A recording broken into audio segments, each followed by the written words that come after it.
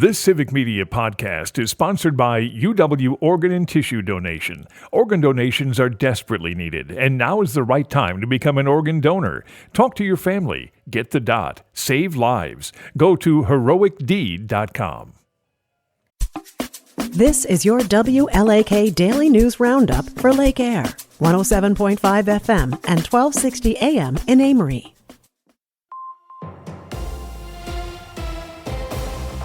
For WLAK News, I'm James Kelly.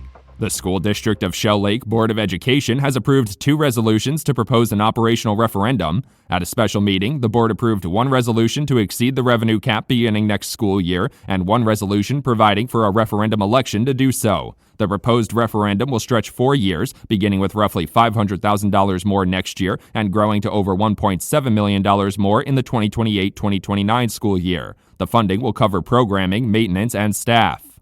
A Duluth animal shelter is looking for support from the community after a burst pipe forced them to close for a couple of days. Officials from Animal Allies say none of their animals were hurt in the Friday pipe burst, and they were able to reopen the shelter on Sunday, but a lot of important supplies were lost in the flooding. The shelter is requesting donations from anyone who's able to help replace some of those items that were damaged or lost, most of which includes administrative office supplies. Donations can be made online.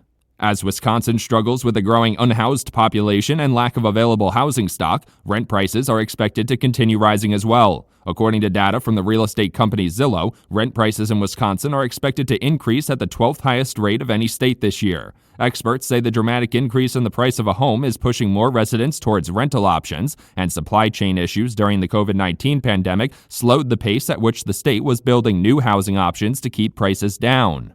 A Barron County man was arrested on Monday after being accused of assaulting his mother, leaving her seriously injured. According to the Cumberland Police Department, officers responded to the scene after a man requested a welfare check for his wife at around 9:30 a.m., saying he was on the phone with his wife when he heard screaming and the call disconnected. When officers arrived, the woman told them her son had assaulted her and she was taken to the hospital with critical injuries. Devin Baldwin was arrested and formal charges are pending.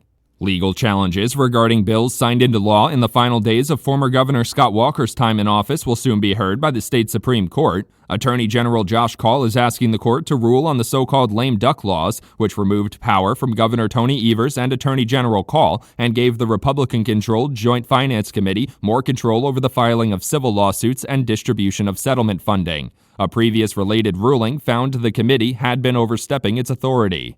The Wisconsin Department of Natural Resources is inviting residents to share their thoughts on the agency's natural resource management plans. According to a press release, the Wisconsin Conservation Congress will be accepting public input regarding statewide conservation issues through February 24th. Each resident will be allowed to submit 2 proposals, which will then be reviewed by a committee of delegates. Resident submissions must have an effect on the entire state, and the goals must be practical, reasonable, and achievable. A Barron County man was found guilty of hit and run involving death by a jury on Thursday following a 2-day trial. The jury found 32-year-old Tyler Baker guilty of fleeing the scene after colliding with 37-year-old Charles Key on Highway M in August of 2023. Key was flown from the scene of the crash for treatment, but later died at the hospital from the injuries he sustained. Baker was charged nearly 1 year ago and is facing up to 25 years in prison and a fine of up to $100,000 when sentenced following the conviction.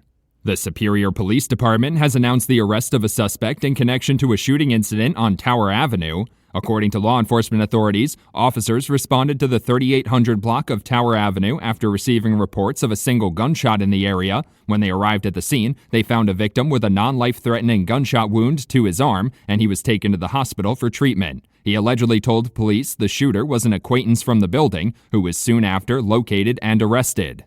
Wisconsin residents will have an easier way to file their state taxes for free this year. According to the Wisconsin Department of Revenue, residents will be able to use the IRS Direct File system for their state taxes after integrating the program with the WisTax state tax return platform. Taxpayers will be able to use the software to automatically import their W-2 and 1099s into the system. The individual tax filing season will begin on January 27th, and residents can check their eligibility and register through the system on the IRS Direct File website.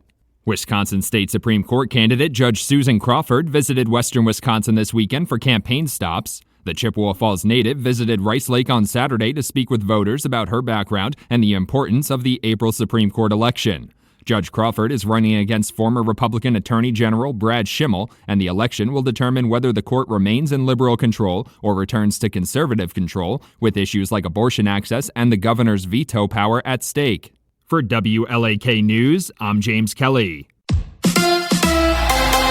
The Bucks at midseason. Hi, I'm Mike Clemens with Sports. NBA, the Bucks are at the halfway point of the regular season. 41 games completed, 41 to go. The Bucks are 24-17 so far, thanks to having just won 4 in a row at home, and they're in 4th place in the Eastern Conference, behind Cleveland, Boston, and New York. Bucks forward Chris Middleton. Yeah, with the up and down season that we've had so far, I think we'll take it, knowing that, we could be better in a lot of different ares. There's a lot of games I think we dropped that we thought we should have won, but to be 7 games over 500 with, all the highs and lows, I think we'll take it right now. Hopefully, we keep getting those wins up and getting a higher win percentage. The Bucks on the road tomorrow night in New Orleans against the Pelicans. Tip-off time 7 o'clock. NFL, the Chicago Bears have a new head coach, 38-year-old Ben Johnson, the offensive coordinator of the Detroit Lions. And the Ohio State Buckeyes, the new national champions of college football, after beating Notre Dame 34-23. With Sports, I'm Mike Clemens.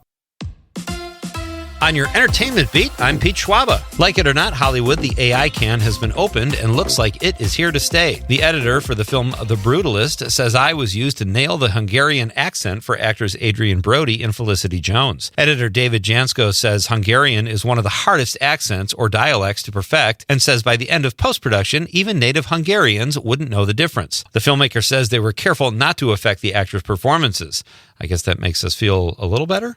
Awards season is heating up, even for the lesser-known award events. Saudi Arabia's Joy Awards took place over the weekend and had some serious star power in attendance. Morgan Freeman was honored with a Lifetime Achievement Award, which was presented by Anthony Hopkins. Matthew McConaughey was given the award for Best Personality, which is really impressive given that he makes the absolute worst commercials. Well, it's a slow holiday weekend at the box office when a movie that was released 5 weeks ago is number 1. Mufasa, The Lion King, has been ranked 1 or 2 since its release on December 20th. And this past weekend, the film brought in almost $12,000 to lead the way at the domestic box office. Mufasa barely edged out the number 2 film over the weekend, Sony Pictures' One of Them Days, which reviewed incredibly well and brought in $11.6 million last weekend. The comedy about 2 girls trying to make rent, starring Keke Palmer and SZA, is a surprise hit. Wolfman finished in 3rd place in its opening weekend with just under $11 million and mediocre reviews. Sonic the Hedgehog 3 actually moved up a spot from number 5 last week to finish in 4th with about $8.5 million, and it was Den of Thieves 2, which opened at number 1 last week, but had a huge drop-off and finished with about $6.5 million.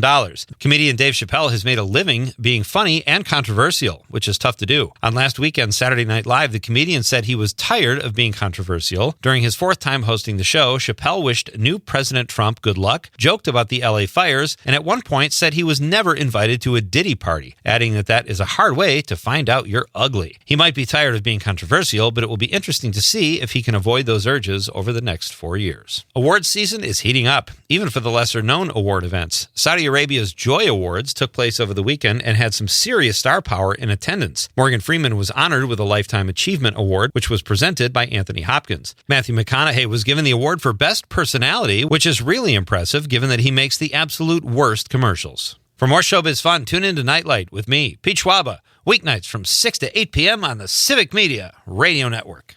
This bitter, brutal cold snap ends today. It's cold this morning, but we are going to climb into the single digits as we head into this afternoon. Temperatures will climb tonight with a little off and on light snow overnight tonight into tomorrow. Could get a half inch to an inch, and then warming into the 20s by tomorrow. I'm meteorologist Sean Cable. Right now, 21 below. That's your WLAK Daily News Roundup from Civic Media. Subscribe to this podcast on Spotify, Apple, or wherever you find your podcasts. Find more news at lakeair.radio. The national news cycle never stops, but it can be hard to find news about your local community. Civic Media is dedicated to providing quality local and state news coverage across Wisconsin. With the Civic Media app, you can get notifications about local stories that matter to you and your community. Find the free Civic Media app in your phone's app store and choose notifications from the menu to tell us what kind of news you want to hear about.